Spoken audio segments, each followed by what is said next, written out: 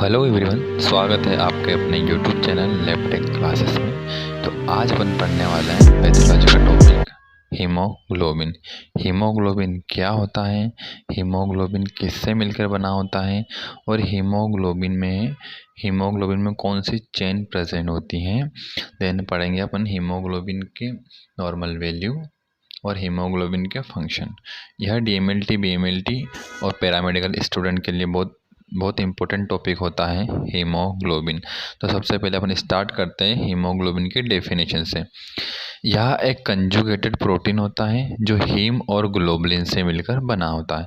Haemoglobin क्या होता है? एक कंजुगेटेड प्रोटीन होता है जो हीम और ग्लोबुलिन से मिलकर बना होता है। अब अपन डिस्कशन करने वाले हैं हीम और ग्लोबुलिन। हीम में दो पार्ट होते हैं, फर्स्ट होता है हीम और दूसरा होता है ग्लोबुलिन।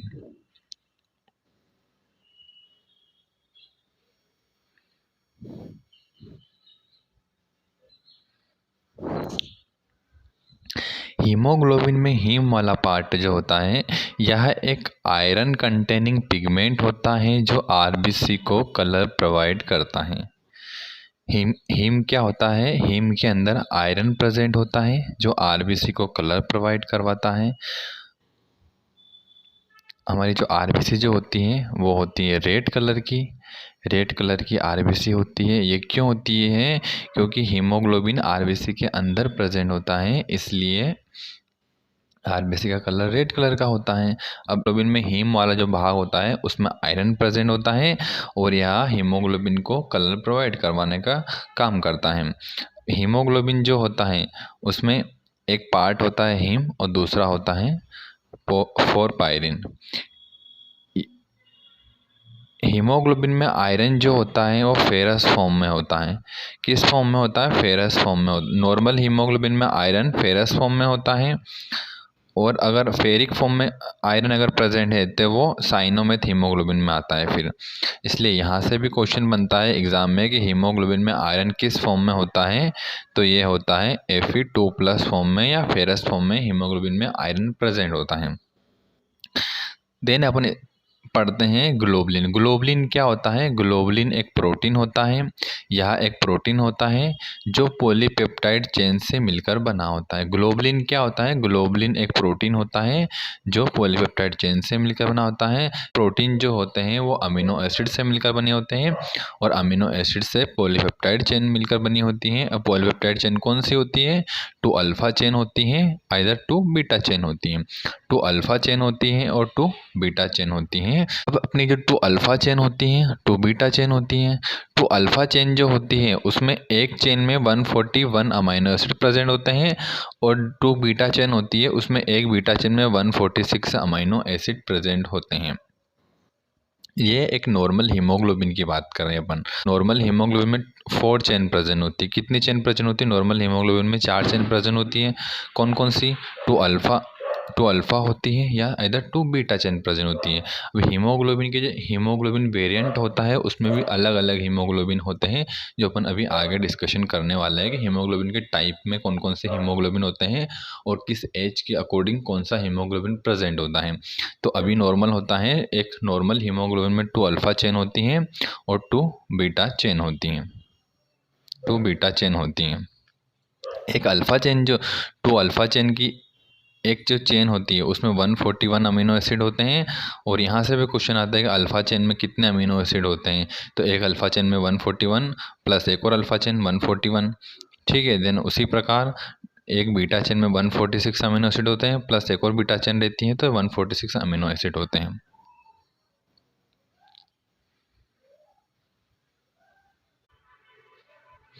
अब अपन बात करते हैं type of haemoglobin. Haemoglobin, normal haemoglobin कितने टाइप का होते हैं, ये अपनी बात चल रही है। नॉर्मल हीमोग्लोबिन, नॉर्मल हीमोग्लोबिन कितने टाइप के होते हैं? तो एक होता है HbA, HbA2, एक होता है HbF। HbA जो होता है उसको एडल्ट हीमोग्लोबिन भी बोलते हैं। HbA2 जो होता है उसको माइनर हीमोग्लोबिन बोलते हैं और HbF जो होता है उसको फीटल हीमोग्लोबिन बोलते हैं। अब हम बात करते हैं एडल्ट हीमोग्लोबिन या HbA की। एडल्ट हीमोग्लोबिन HbA जो होता है उसको मेजर हीमोग्लोबिन भी बोलते हैं। इसको मेजर हीमोग्लोबिन इसलिए बोलते हैं क्योंकि ये एडल्ट में सबसे ज़्यादा मात्रा में प्रेजेंट होता है, इसलिए इसको मेजर हीमोग्लोबिन बोलते हैं। ये नॉर्मल 96 से 98% प्रेजेंट होता है। अब अपन ने अभी ऊपर बात करी थी कि इसमें पॉलीपेप्टाइड की चेन प्रेजेंट होती है, तो सब में अलग अलग चेन प्रेजेंट होती है। होता है एडल्ट हीमोग्लोबिन जो होता है उसमें 2 अल्फा चेन होती है और 2 बीटा चेन होती है। बात करें अपन माइनर हीमोग्लोबिन या HbA2। HbA2 जो होता है इसको माइनर इसलिए बोलते हैं कि एडल्ट में कम मात्रा में पाया जाता है। इसकी नॉर्मल वैल्यू होती है 3 से 5% नॉर्मल प्रेजेंट होता है। इसमें 2 अल्फ़ा चेन होती हैं और 2 डेल्टा चेन प्रेजेंट होती है। कौन सी होती है? 2 अल्फ़ा चेन और 2 डेल्टा चेन प्रेजेंट होती है। बात करते हैं अपन फीटल हीमोग्लोबिन या HbA। ये सबसे ज़्यादा मात्रा में ये मोस्टली फीटस में ही प्रेजेंट होता है।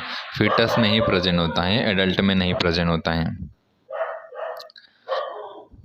ये जो होता है इसमें 2 अल्फ़ा चेन होती है और 2 गामा चेन प्रेजेंट होती है। ये नॉर्मल हीमोग्लोबिन की बात कर रहे हैं अपन, जिसमें 4 पॉलीपेप्टाइड चेन होती है, या तो 2 अल्फ़ा हो सकती है, 2 बीटा हो सकती है, 2 गामा हो सकती है या 2 डेल्टा हो सकती है। पर होती 4 ही पॉलीपेप्टाइड की चेन होती हैं।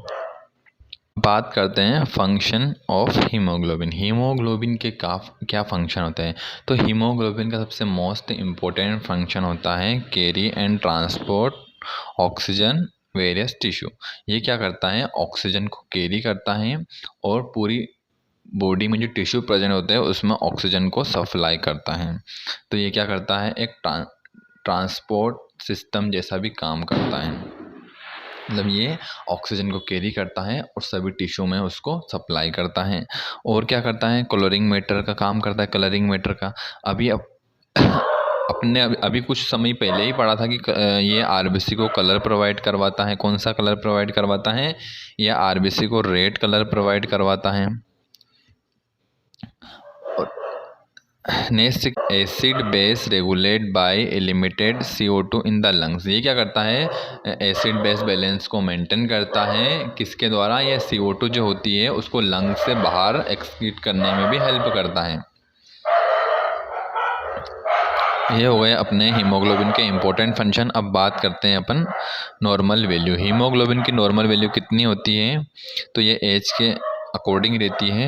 एक न्यूबॉर्न जो रहता है उसमें 14 से 20 ग्राम पर DL होती हैं। चिल्ड्रंस में होती हैं 11 से 14 ग्राम पर DL होती है। और एडल्ट में होती है 13 से 16 ग्राम पर DL। और एडल्ट फीमेल में होती हैं 12 से 15 ग्राम पर DL। नॉर्मल वैल्यू इम्पोर्टेंट होती है। हर बुक में कुछ थोड़ी बहुत ऊपर नीचे देखने को मिलती है, पर ये अप्रोक्स इतनी ही रहती हैं। अब बात करते हैं हीमोग्लोबिन लो होने की कौन कौन सी कंडीशन होती हैं। तो हीमोग्लोबिन लो होता है उस कंडीशन को क्या बोलते हैं? उस कंडीशन को, जब हीमोग्लोबिन लो होता है तो उस कंडीशन को बोलते हैं एनीमिया। एनीमिया किस कंडीशन को बोलते हैं? जब हीमोग्लोबिन लो होता है। अभी अपन नॉर्मल वैल्यू पढ़ी है मेल में या फीमेल में। अपन ने फीमेल में अभी पढ़ी थी, फीमेल में 12 से लेके 15 होता है ग्राम पर। 12 से नीचे जाता है तो वो एनीमिया के अंदर आता है, और अगर 15 से ऊपर जाता है तो वो पॉलीसाइथेमिया के अंदर आता है। अगर हीमोग्लोबिन लो होता है तो उस कंडीशन को एनीमिया बोलते हैं, और अगर हीमोग्लोबिन हाई होता है तो उस कंडीशन को पॉलीसाइथेमिया बोलते हैं। तो हीमोग्लोबिन लो किस कंडीशन में होता है? एक होता है आयरन की कमी की वजह से, विटामिन B12 की डेफिशिएंसी की वजह से, एक्सिस ब्लड लॉस की वजह से। एक होता है बोन मेरो फेल्यूर की वजह से। बोन मेरो क्या होती है? बोन मेरो में ही रेड ब्लड सेल हीमोपोइसिस होता है। हीमोपोइसिस क्या होता है ये अपन आने वाली नेक्स्ट क्लासेस में डिस्कशन करेंगे। हीमोपोइसिस क्या होता है, इरिथ्रोपोइसिस क्या होता है, ल्यूकोपोइसिस क्या होता है, थ्रोम्बोपोइसिस क्या होता है। पोइसिस का मतलब होता है निर्माण। हीमोपोइसिस का मतलब ब्लड सेल का निर्माण। इरिथ्रोपोइसिस मतलब आरबीसी का निर्माण। और ल्यूकोपोइसिस मतलब ल्यूकोसाइट यानी WBC का निर्माण। और थ्रोम्बोपोइसिस मतलब प्लेटलेट का निर्माण। तो ये अपन जब तो सबका निर्माण कहाँ होता है? बोन मेरो में होता है। अगर बोन मेरो ही प्रॉपर वर्क नहीं कर पाएंगे तो उसमें क्या होगा? ब्लड सेल नहीं बनेगी तो एनीमिया होने के चांसेस रहते हैं। तो बोन मेरो फेल्यूर की वजह से भी एनीमिया कॉज होता है। नेक्स्ट होता है अपना हाई लेवल ऑफ HB।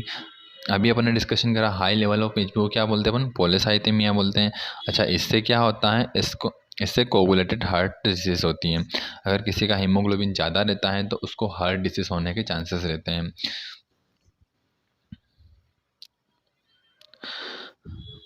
तो आज की क्लास अपन यहीं ख़त्म करते हैं। I hope